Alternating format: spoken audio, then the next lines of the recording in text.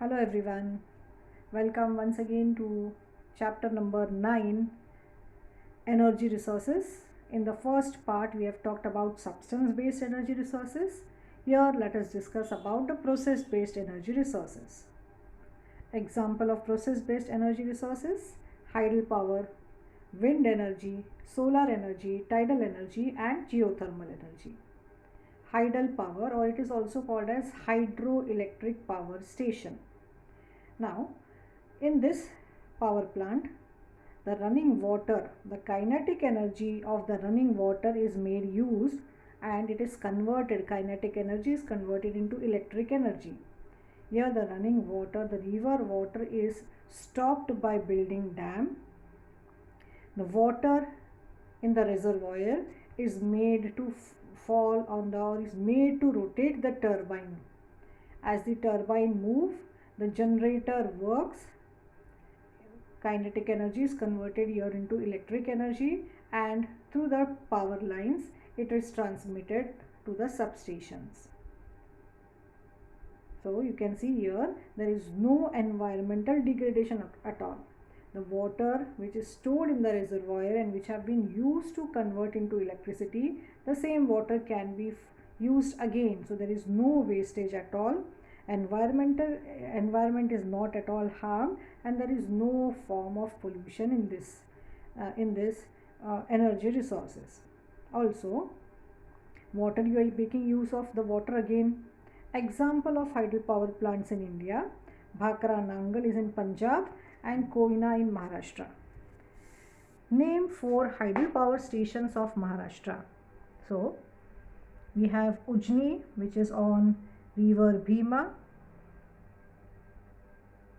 Jayakwadi, which is on river Godavari; and Ghatghar, it is again on river Godavari; and Tata Power, which is in Khopoli. We move ahead to the next form of process based energy resource. Before that, do you know, nowadays electricity can be transmitted to a distance of 800 kilometers from the power generation center. For example, if the power is generated in the hydropower plant, it can be carried, it can be moved in bulk.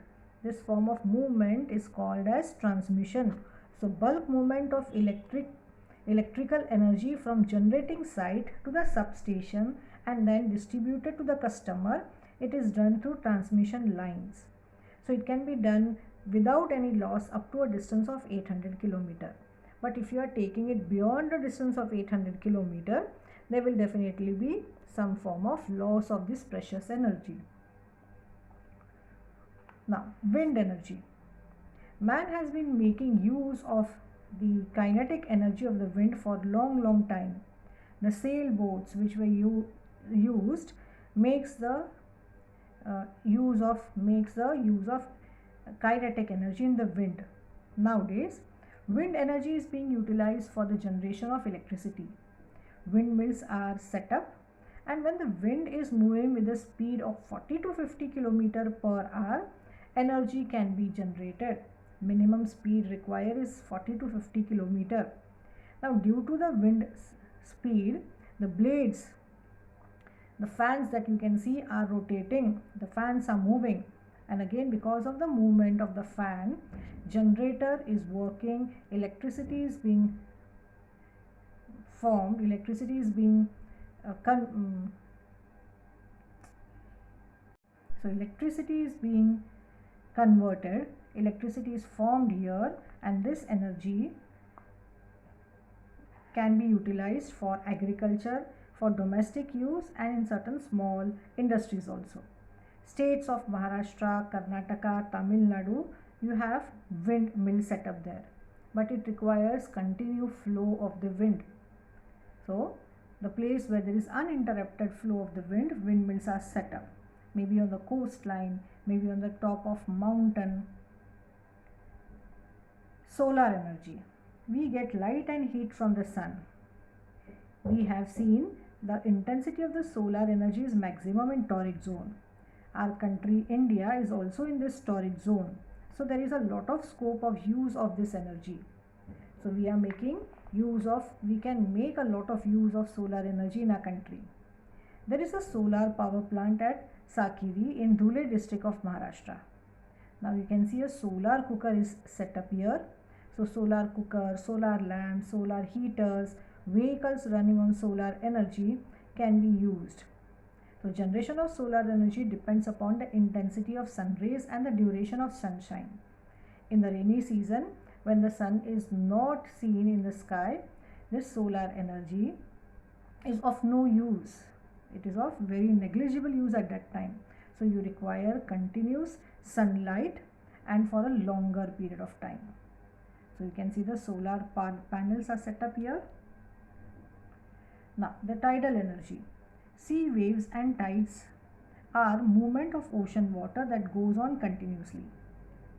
So movement of ocean water is seen in the form of sea waves or in the form of high and low tide. So again, because of this movement of this ocean water, a technology has now been developed to generate power with the help of this speed and force of these waves. So again, here kinetic energy of the sea water is used to convert it into electric energy. Again, this form of energy is everlasting because there will always be water in the ocean, and this is a pollution free form of energy. Our country is blessed with a long coastline, so we have a lot of ocean water, and the waves and the tides can be utilized, and tidal energy can be utilized to give you electricity. So efforts have been started in India to generate electricity from this ocean water. We move on to the next form of process based energy resource, geothermal energy. Now hot water springs have always been an object of curiosity for man. You can see hot water spring at Vajreshwari, Manikaran, Unabdev, etc. in India. Now you know that interior of the earth is very hot. As we go down, the temperature increases. Every 32 meters beneath the earth, the temperature increases by 1 degree Celsius. Man has now developed a process whereby this underground heat can be utilized to generate power. So one such project is located at Manikaran in Himachal Pradesh. So all the above energy resources are abiotic, they are all non-living, and they cause minimum pollution, and they are inexhaustible, everlasting. Wind, tides, sun, these form of energy will never get over. So although energy resources are inexhaustible, some of them, but we have to very carefully use these energy resources. Demand for energy is increasing as the population is growing, urbanization is increasing, and the needs of human being is growing day by day. So there is a need of finding alternative and non-conventional energy resources to meet this growing needs. Now it is also necessary that we realize the importance of energy and use this energy resources without any wastage and as minimum as possible. No form of wastage of energy should be allowed. Thank you.